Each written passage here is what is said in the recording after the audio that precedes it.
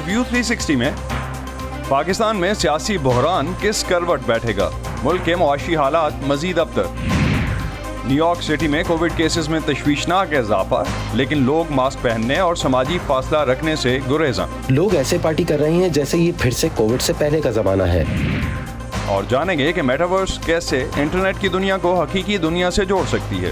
کیا آپ چاند پر جانا چاہتے ہیں؟ شاید یہ لوگوں کے لیے مشکل ہے، لیکن میٹاورس میں آپ صرف سیکنڈوں میں چاند پر پہنچ جاتے ہیں۔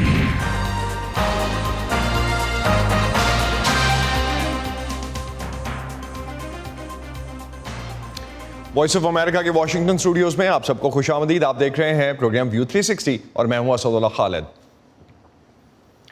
امریکی صدر جو بائیڈن صدارت سنبھالنے کے بعد پہلی بار ایشیا کے دورے پر ہیں۔ اس دورے میں آج ٹوکیو میں صدر بائیڈن کی طرف سے ایک نئے ایشیا پیسیفک تجارتی معاہدے کا اعلان کیا گیا ہے، جس میں بھارت اور جاپان سمیت 13 ممالک نے دستخط کیے ہیں۔ صدر بائیڈن نے باضابطہ طور پر Indo Pacific economic framework برائے خوشحالی یا IPEF کا اعلان کیا۔ ایشیا کے اس خطے میں امریکہ پر اپنے اسٹریٹجک شراکت داروں کے ساتھ اتحاد کو مضبوط کرنے کا دباؤ ہے، اور اس لحاظ سے امریکی صدر کے اس دورے کو کافی اہم سمجھا جا رہا ہے۔ وائس آف امریکہ کی مونا کاظم شاہ اس پہ کیپٹل ہل سے ہمیں جوائن کر رہی ہیں، ان سے اس معاہدے پر مزید بات کرتے ہیں۔ مونا، اس معاہدے کی جزیات کے بارے میں کیا بتایا گیا ہے اب تک؟ جی اسد، دیکھیے یہ ایک ملٹی نیشنل ٹریڈ انیشیٹو ہے، جس سے یہ ظاہر ہوتا ہے کہ دنیا ابھی بھی امریکہ کے ساتھ ٹریڈ کرنا چاہتی ہے۔ ان کے نیشنل سیکیورٹی ایڈوائزر جو ہیں صدر بائیڈن کے، جیک سلیون، ان کا کہنا تھا کہ 1976 کے بعد یہ پہلا سال ہوگا جب امریکہ جو ہے وہ چائنا سے زیادہ ٹریڈ کرے گا، اور شاید خطے کے دوسرے ممالک بھی یہی ریئلائز کر رہے ہیں۔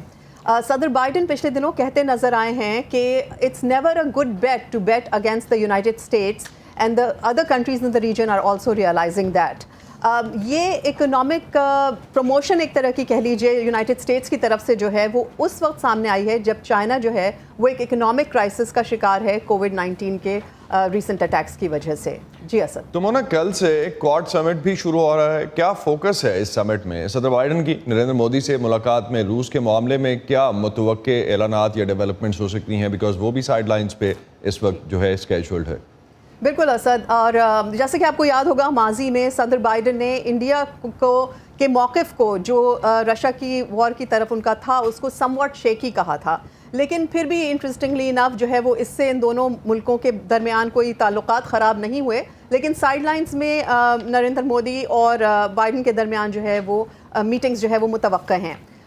یہ انیشیٹو جو ہے یہ جو سمٹ جو ہے یہ کوڈ سمٹ، اس کا فوکس جو ہے وہ انڈو پیسیفک سیکیورٹی پہ زیادہ ہے اسد، اور خاص کر کے میری ٹائم انیشیٹو پہ ان کا زیادہ زور ہوگا، کیونکہ 80 to 95% انلیگل فشنگ ہو رہی ہے ان سمندروں میں چائنا کی طرف سے۔ اس میں اسد میں آپ کو یہ بتاؤں کہ جو وہاں پروٹیسٹ ہوئے ہیں اس کوڈ سمٹ سے پیشتر، اس میں یہی پروٹیسٹرز کہہ رہے ہیں کہ یہ جاپان اور US جو ہے خطے میں ایک طرح کا اگریشن ابھار رہا ہے، اور اس قسم کے سمٹس نہیں ہونے چاہیے، جبکہ چائنا نے اس سمٹ کو لے کے کہا ہے کہ یہ فیل ہوگی، کیونکہ اس سمٹ کا مقصد ایسا لگ رہا ہے کہ صرف بیجنگ کو کنٹین کرنا ہے، لیکن ظاہر ہے اس میں دوسرے معاملات جیسے سیکیورٹی، گلوبل ایشوز، یوکرین کا ایشو، فوڈ کرائسس، ان تمام پہ بات چیت ہوگی۔ بہت شکریہ مونا کاظم شاہ، ہمیں آپ اس حوالے سے اپڈیٹ کر رہی تھیں جو کوڈ سمٹ ہو رہا ہے۔ اب کچھ بات کرتے ہیں پاکستان میں پالیٹکس کی۔ پاکستان میں گزشتہ 2 ماہ سے جاری سیاسی بحران ختم ہوتا دکھائی نہیں دیتا۔ ملکی معیشت IMF کے پیکیج کے رحم و کرم پر ہے۔ آج ہم نے دیکھا جس طرح سے اسٹیٹ بینک کی طرف سے 1.5% جو ہے شرح سود بڑھایا گیا، 150 بیسس پوائنٹس کی انکریز کے ساتھ 13.75 تقریباً 14.25% پہ اس وقت انٹرسٹ ریٹ بھی ہے، اور ماہرین کے مطابق مناسب اقتصادی فیصلوں میں تاخیر یا فیصلہ نہ ہونے کی وجہ سے بے یقینی میں مزید اضافہ ہو رہا ہے۔ اب سابق وزیر اعظم عمران خان نے 25 مئی کو اسلام آباد لانگ مارچ کا اعلان بھی کر دیا ہے۔ عاصم علی رانا اس وقت ہمارے ساتھ اسلام آباد سے موجود ہیں، ان سے پاکستانی سیاست پر مزید بات کرتے ہیں۔ عاصم، عمران خان کے اس لانگ مارچ کے اعلان کے بعد اسلام آباد کی سیاست کا کیا موڈ ہے؟ وزیر اعظم شہباز شریف کا قوم سے خطاب بھی تو متوقع تھا ویکینڈ پر۔ جی بالکل اسد، ایسے ہی تھا کہ پاکستانی سیاست میں جو اب جو صورتحال ہے اس میں جو سب سے بڑا فیکٹر ہے وہ اس وقت حکومت کی کنفیوژن ہے. حکومت کی طرف سے اب تک کوئی بھی بات واضح نہیں ہے کہ وہ کیا کرنے جا رہے ہیں, کیا انہوں نے حکومت کرنی ہے یا انہوں نے اسمبلی ریزالو کر کے فوری طور پر نئے الیکشن کی طرف جانا ہے. حکومت کی طرف سے اب تک کوئی بھی بات حتمی طور پر سامنے نہیں آئی, جس کی وجہ سے یہ تمام صورتحال جو ہے وہ دن بدن مزید خراب ہوتی جا رہی ہے. یہاں پر آپ نے اقتصادی صورتحال کی بات کی کہ آئی ایم ایف کا دباؤ لگاتار اسی طرح موجود ہے. جب تک پاکستان کو آئی ایم ایف کے ساتھ ڈیل کر کے باقاعدہ طور پر اپنا پیکیج کوئی ریویو نہیں کرتا, اس وقت تک پاکستان کو جو دیگر دوست ممالک ہیں ان کی طرف سے بھی امداد آنے کی کوئی توقع نہیں ہے. تو ایسی صورتحال میں پاکستان کی معاشی صورتحال بہت زیادہ خراب ہوتی جا رہی ہے دن بدن, اور اس کے ساتھ ساتھ جو اگر تو آئی ایم ایف کی ڈیل کو مان لیا جائے تو اس کے ساتھ پاکستان میں مہنگائی کا نیا طوفان آئے گا, وہ بھی حکومت کے لیے ایک مشکلات کا باعث بنے گا. عمران خان نے جو ہے گزشتہ روز اعلان کیا کہ وہ 25 مئی کو اسلام آباد آ رہے ہیں, اسلام آباد کے سری نگر ہائی وے پہ. اس حوالے سے بھی ابھی تک حکومت کی طرف سے واضح اعلان نہیں کیا گیا کہ آیا اس دھرنے کو روکا جائے گا یا نہیں روکا جائے گا, طاقت کا استعمال کیا جائے گا یا نہیں کیا جائے گا. ابھی تک اس بارے میں کنفیوژن ہے. البتہ ریڈ زون کو جو ہے وہ سیل کیا جا رہا ہے اور یہاں پر اسلام آباد کے جو ایگزیکٹو ایریا ہے یہاں پر اس کی پروٹیکشن کے لیے بندوبست کیے جا رہے ہیں. تو عاصم, پچھلے چند دنوں میں ہم نے دیکھا کہ سیاسی کارکنوں کی گرفتاریوں کی خبریں بھی آ رہی ہیں, صحافیوں کے خلاف بھی پرچے کاٹے گئے ہیں. سیاسی ماہرین کیا کہتے ہیں اس پوری صورتحال پہ؟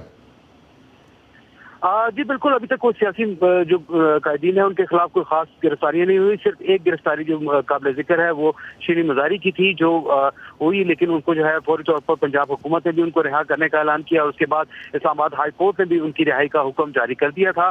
اس کے علاوہ جو صحافیوں کے خلاف جو ہے وہ کافی بڑی تعداد میں جو مبینہ طور پر جو ایسے صحافی جو پاکستان تحریک انصاف سے ہمدردی رکھتے ہیں ان کے خلاف مقدمات کا اندراج ہو رہا ہے. اے آر وائی نیوز جو نجی ٹی وی چینل ہے اس کے وہاں پہ صحافی ارشد شریف, صابر شاکر, اس کے علاوہ سمیع ابراہیم, وحید پیرزادہ اور عمران ریاض, ان تمام کے خلاف جو ہے سندھ اور پنجاب کے مختلف علاقوں میں مقدمات جو ہیں وہ درج ہو چکے ہیں. کئی مقدمات جو ہیں ان کے خلاف درج کیے گئے جس میں ان کے خلاف پاکستان فوج کے خلاف بات کرنے کے حوالے سے جو ہے مقدمات درج کیے گئے ہیں. تو اس حوالے سے پاکستان کی جو میڈیا کی صحافیوں کی تنظیمیں ہیں وہ بھی اس حوالے سے احتجاج کر رہی ہیں, اور ان کا کہنا ہے کہ اس کے اوپر کوئی بھی بات برداشت نہیں کی جائے گی اور صحافیوں کے خلاف کسی بھی قسم کی کارروائی کے پورے احتجاج کیا جائے گا. بہت شکریہ عاصم علی رانا آپ کا. عاصم ہمیں اپڈیٹ کر رہے تھے اسلام آباد سے اس وقت کیا سچویشن ہے. مائیکل گوگلمین ہمیں جوائن کر رہے ہیں اس وقت ولسن سینٹر سے منسلک سینئر تجزیہ کار ہیں اور پاکستان میں ہونے والی سیاسی تبدیلیوں کا بغور جائزہ لیتے رہتے ہیں. ان سے پاکستانی معیشت کے پس منظر میں موجودہ سیاسی صورتحال پر بات کرتے ہیں. Thank you, Michael, for joining us in the morning. Imran has announced march to Islamabad. His rhetoric of US conspiracy to oust him remains there. So, what impact this rhetoric might have on US-Pakistan relations in case Khan or his party comes back to power? Well, I think the fact that the public discourse will continue to contain these very strong and troubling rhetorics about this notion of a U.S. regime change to overthrow Imran Khan, that's very problematic for sure. I do think that the official U.S.-Pakistan relationship has the space to improve because, of course, the new Prime Minister has said that he welcomes a better relationship with the U.S. But given that the political situation in Pakistan will be dominated for quite some time by this march on Islamabad that will be driven by this language of U.S. conspiracy, that certainly is very troubling. And I think that it could impact U.S.-Pakistan relations, at least in terms of people-to-people context. You don't want to see the public discourse in Pakistan focusing on this issue, this incorrect issue, in my view, of a U.S. conspiracy to overthrow the last Prime Minister. Michael Kugelman کا کہنا ہے کہ جس طرح سے اس وقت عوام میں عمران خان جا رہے ہیں اور اس سے پہلے بھی جس طرح سے اس کانسیپٹ پر بات ہو رہی ہے, US کانسپریسی کے حوالے سے عمران خان بات کر رہے ہیں, اس کا ایک یہ جو بیانیہ ہے وہ عوام میں کچھ حد تک سنا بھی جا رہا ہے. اس کی اپنے ایک حلقہ بھی ہے جو کہ اس کو سنتا ہے, اور یہ پاکستان اور امریکہ کے ریلیشنز کو آنورڈز جو ہے وہ متاثر کر سکتا ہے, جو کہ نئی گورنمنٹ جو ہے اس کی طرف سے ہمیں اس کے اگینسٹ یا اس کے متضاد سچویشن نظر آتی ہے کہ وہ ڈیفینیٹلی US کے ساتھ اپنے تعلقات جو ہیں وہ بہتر کرنے کی کوشش میں ہے. Michael, if IMF deals actually goes through, and as per Pakistan's finance minister, country has tried to find a middle ground on subsidies issues. Can the PMLN government risk, or the coalition government in other words, because of course the onus would come to PMLN in this whole situation, its political capital while taking some harsh economic decisions? Well, the current government is in a very difficult decision. It knows that it is politically vulnerable right now, and this is why it has refused to withdraw this subsidy, this fuel subsidy. And yet I think it will be very difficult to get the IMF to agree to release a new tranche of funding to Pakistan so long as it does not withdraw the fuel subsidy. And quite frankly, every day that goes on, every day that comes from here on out, that the government in Pakistan continues to be indecisive and not come up with some type of plan for economic recovery, that makes it even more politically vulnerable. So Imran Khan and his supporters are advantaged every day that goes by because it appears that this government does not have any type of economic recovery plan at a moment when the economy is in such a precarious place.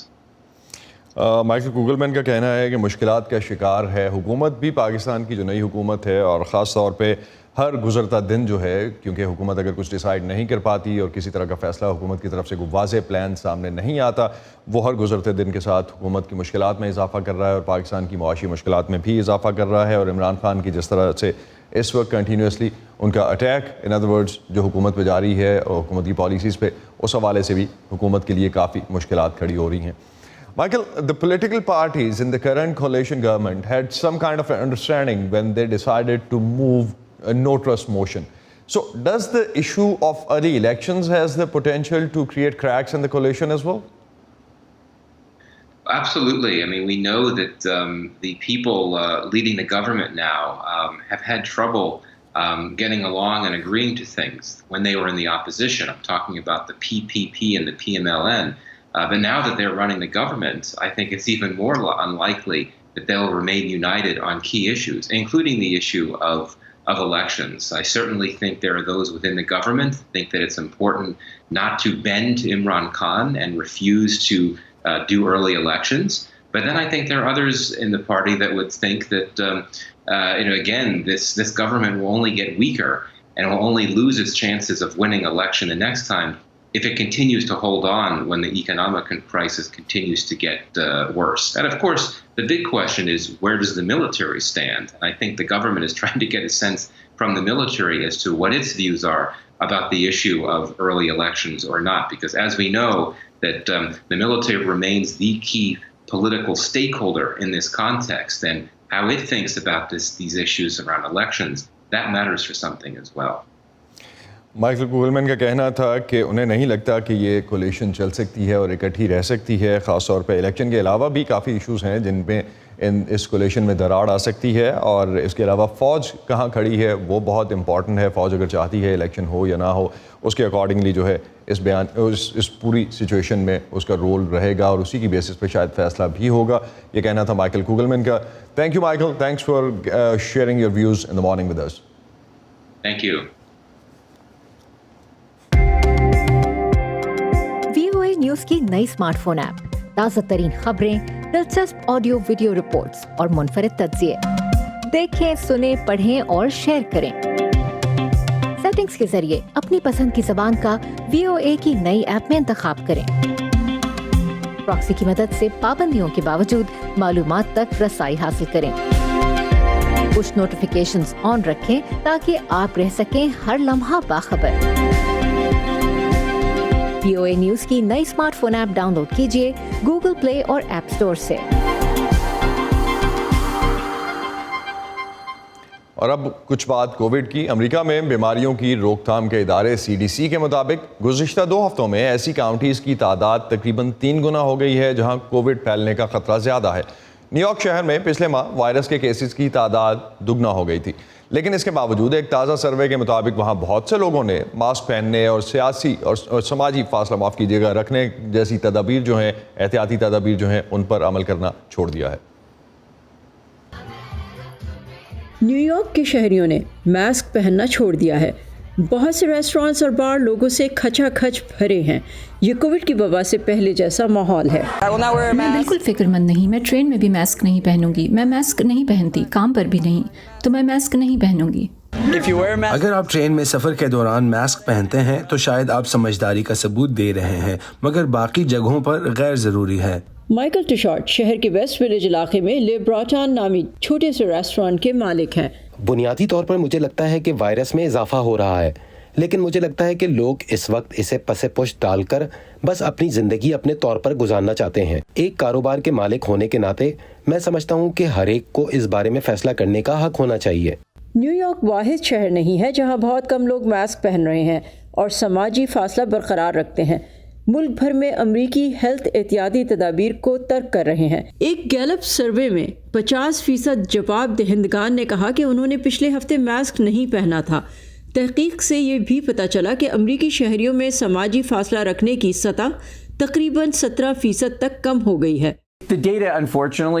بدقسمتی سے یہ اعداد و شمار میرے لیے حیران کن نہیں ہے۔ مجھے لگتا ہے کہ ہم خود اپنی ذاتی زندگیوں سے اور انسانی رویوں سے یہ جانتے ہیں کہ لوگ تھک جاتے ہیں، مگر بدقسمتی سے وائرس نہیں تھکتا۔ اور ہم میں سے بہت سے لوگوں کو جو تشویش ہے وہ یہ ہے کہ جب ہم بحیثیت ایک معاشرے کے بچاؤ کے اقدامات میں غفلت برتنا شروع کر دیتے ہیں تو آپ حقیقت میں کسی وبا کو مزید طول دیتے ہیں۔ ڈاکٹر ورما کہتے ہیں وائرس کا ارتقاء سب سے بڑے خطرات میں سے ایک ہے۔ یہ وائرس ہماری قوت مدافعت میں داخل ہونے کے طریقے تلاش کرتا رہتا ہے، کیونکہ ہم دیکھ رہے ہیں کہ اس کی نئی اقسام سامنے آ رہی ہیں۔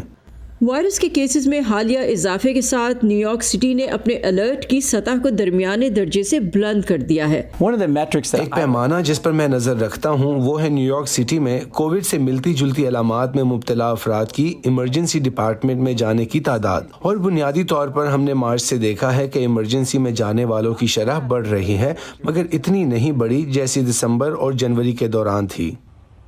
امریکی ادارہ CDC جن کاؤنٹیز کے بارے میں سمجھتا ہے کہ وہاں وائرس کے پھیلنے کا خطرہ زیادہ ہے، پچھلے 2 ہفتوں میں وہاں وائرس کے کیسز تقریباً 3 گنا بڑھے ہیں، لیکن اس اضافے کے باوجود بہت سے امریکی شہری کووڈ کے بارے میں احتیاطی تدابیر کو چھوڑتے دکھائی دیتے ہیں۔ لوگ ایسے پارٹی کر رہے ہیں جیسے یہ پھر سے کووڈ سے پہلے کا زمانہ ہے۔ ایرون رینن کے ساتھ صبا شخان، وائس آف امریکہ۔ امریکہ میں کئی غیر سرکاری تنظیمیں یوکرین کے عوام کی مدد کے لیے کوششیں کر رہی ہیں، لیکن امریکی ریاست کیلیفورنیا کے اسپتال بڑی تعداد میں طبی سامان بھی یوکرین بھیج رہے ہیں۔ اسٹینڈ ود یوکرین نامی خیراتی ادارے نے جنگ سے تباہ یوکرین کی مدد کے لیے ریاست بھر کے اسپتالوں کو متحرک کیا ہے۔ مزید جانتے ہیں اس رپورٹ میں۔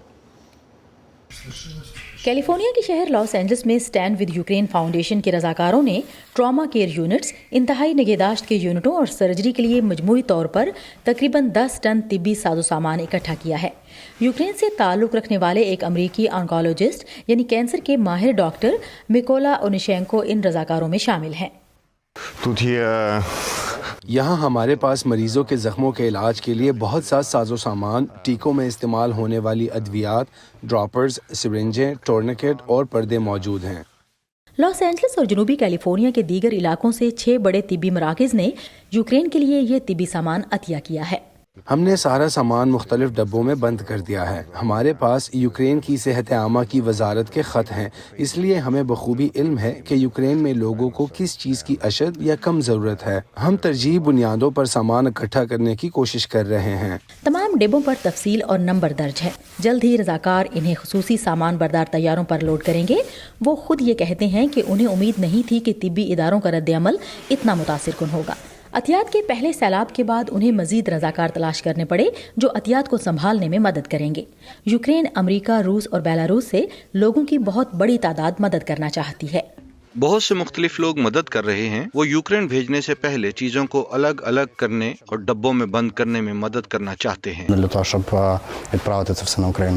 یوکرین میں یہ انتہائی قیمتی طبی سامان مختلف خیراتی اداروں کے حوالے کر دیا جاتا ہے جو اسے تقسیم کرنے کے لیے براہ راست اگلے محاذوں کے نزدیک فوجی یا عام ہسپتالوں میں بھیجیں گے۔ Charity foundation stand with Ukraine کے شریک بانی میخائلو لاوریس کا کہنا ہے کہ بڑی مقدار میں فلاحی امداد بھی فراہم کی جائے گی۔ اس وقت یہ خیراتی ادارہ یوکرین کو طبی آلات اور سہولیات کی ترسیل کے لیے Ronald Reagan UCLA medical centre کے ساتھ بھی بات چیت کر رہا ہے جو کہ ملک کے سب سے بڑے طبی مراکز میں سے ایک ہے۔ ہمیں یوکرین کی وزارت صحت نے مخصوص طبی آلات اور ادویات کی فراہمی کے بارے میں درخواست بھیجی ہے۔ اس کے علاوہ ہم یوکرین کے قونصل خانے کے ساتھ کام کر رہے ہیں۔ Ronald Reagan UCLA medical centre نے ہم سے رابطہ کیا اور بخوشی وہ تمام چیزیں فراہم کی جن کی ہمیں ضرورت تھی اور وہ تمام چیزیں بھی جن کی ہمارے پاس کمی تھی۔ यूक्रेन के लिए इस इंतहाई अहम तिब्बी साजो सामान को मई के वस्त में कार्गो प्लेन के जरिए भेजा जाना था। NRI के साथ Sadia ज़िब्रान Jha, voice of America. Technology की दुनिया में आए दिन नई नई इजादात सामने आती हैं। मुस्तकबिल में एक कॉन्सेप्ट जिसके बारे में आप बहुत कुछ सुनेंगे और शायद इस्तेमाल भी करेंगे, वो है मेटावर्स। मेटावर्स एक ऑनलाइन दुनिया होगी जहां लोग एक वर्चुअल रियलिटी हेडसेट के जरिए वर्चुअल माहौल में गेम्स खेलने के अलावा वहां काम और बातचीत कर सकेंगे। यहां तक कि कॉन्सर्ट्स भी इसी मेटावर्स में अटेंड कर सकेंगे। वॉइस ऑफ अमेरिका की इस रिपोर्ट में ये जानने की कोशिश करते हैं कि ये मेटावर्स है क्या। ये खुद को अमली तौर पर एक ऐसी वर्चुअल दुनिया में शामिल करने का एक तरीका है जो अभी तक कुछ ही चीज़ें पेश करती है, लेकिन मुस्तकबिल में मज़ीद चीज़ें फराहम कर सकती है। ये डेरेक स्टेमर्स हैं जो एक एयरलाइन में पायलट हैं और उन्होंने मेटावर्स की वजाहत अपने अंदाज में इस तरह की है कि टेक कंपनियां, मार्केटिंग करने वाले और मुस्तकबिल के माहिरीन सभी आइंदा डिजिटल शिफ्ट को बयान करने के लिए मेटावर्स की इस्तेलाह इस्तेमाल कर रहे हैं, जो एक ऐसी जगह है जहां हकीकी दुनिया और डिजिटल दुनिया इस वक्त के मुकाबले में कहीं ज़्यादा हम आहंग हो जाएगी, बल्कि उससे भी कहीं आगे। अभी हम बुनियादी तौर पर मेटावर्स के बारे में पहली बार दबी दबी सरगोशियां सुन रहे हैं और इस वक्त कुछ ज़्यादा नहीं कहा जा सकता कि यही मुस्तकबिल होगा।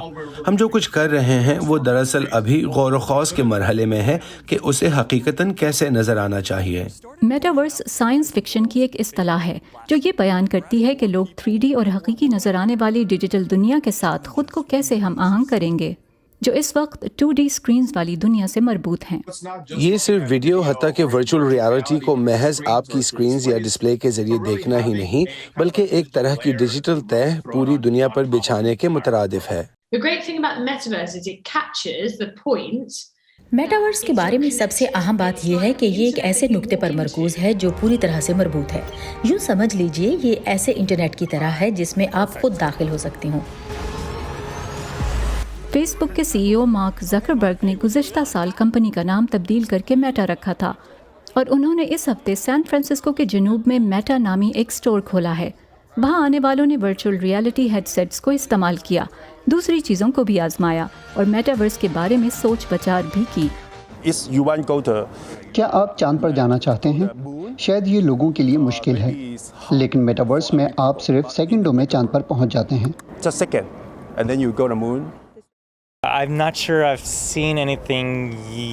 मुझे यकीन नहीं है कि मुझे अब तक ऐसी कोई चीज़ नज़र आई है जो वाकई ज़िंदगी को बदलने या हकीकत तब्दील कर देने वाली हो।